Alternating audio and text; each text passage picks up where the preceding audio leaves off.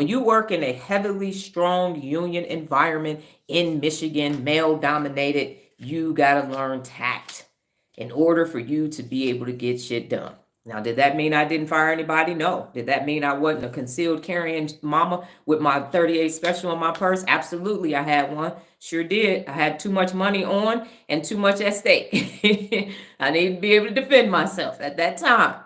But I had to use tact to get 30 employees every day to load 92 routes, to have 9 facilities, to have 43 facilities, and to have all of these employees and soldiers and all these things. I was shift manager at Frito-Lay on second shift at that time. The plant had like 500 and something employees. So you talk about 150 employees doing all the stuff at the same time. You got to have tact. You got to have it. You have to maintain order and good relations to avoid offense and to get shit done.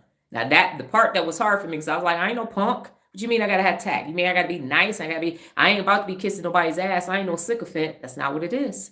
That's not what it is.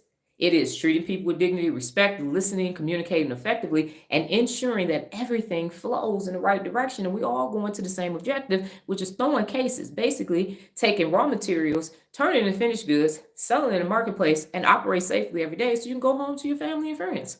That was the objective. And that's what I did. And that's what I continue to do. So tact is there. It's necessary.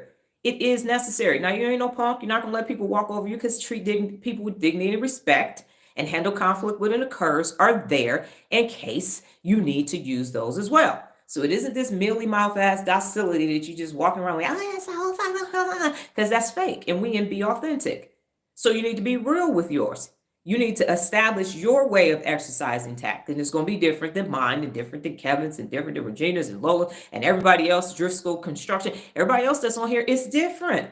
But the concept of it is the same. You are avoiding offense while maintaining order. And the final one, which was hard for me because I would have rather eat live insects than to apologize to anybody in my teens and my early 20s. Apologize. I thought saying sorry meant you were sorry. So I ain't saying that shit. And that's why I transitioned it to apologize. When you are apologizing, you have wronged another person. And so you are saying, I apologize, I wronged you. I apologize. I apologize to Lola on the live. She wasn't there today. I sent her a message in LinkedIn too. I apologize. I apologize. Because I'm like, man, that could have been insensitive, Doc. I don't think you was using tact at that point. Check yourself before you wreck yourself. Right? So you apologize when you are wrong because the apology is for the other person. And it ain't, I'm sorry you felt like what I did was wrong. That's not an apology. I'm sorry, but as soon as you say I'm sorry, but stop. I apologize, but you don't get to rationalize it. You don't get to say, well, but this was the reason why, because that's some unaccountable ass insensitive punk bullshit is what it is. Because if you have offended or harmed someone, you apologize. Period. End of discussion. I'm sorry I stepped on your shoe. I'm sorry I bumped into you. I'm sorry I broke your stuff. I'm sorry I broke your heart. You're not. You actually aren't.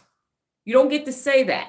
And then, but here's why I did it. You don't get to fucking justify your wrong actions.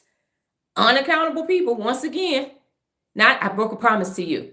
Instead of saying, keep your word. I know I promised you that I would. I apologize for not keeping my word. That's not what happens with an unaccountable person. I know I told you that I was going to be there at 10, but I got up late and then I had to go and get my coffee because without my coffee, by the time they get to why they did what you're like, fuck it, keep let it go. It's too much. And they're banking on you saying that.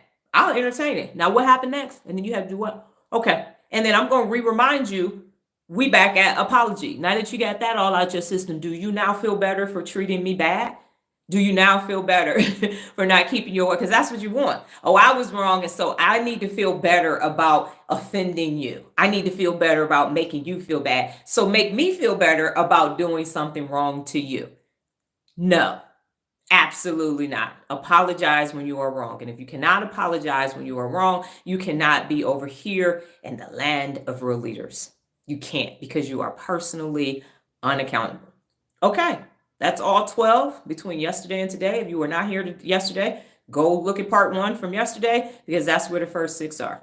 What questions do you have about the 6 principles of real leadership that we have reviewed today in regards to being authentic?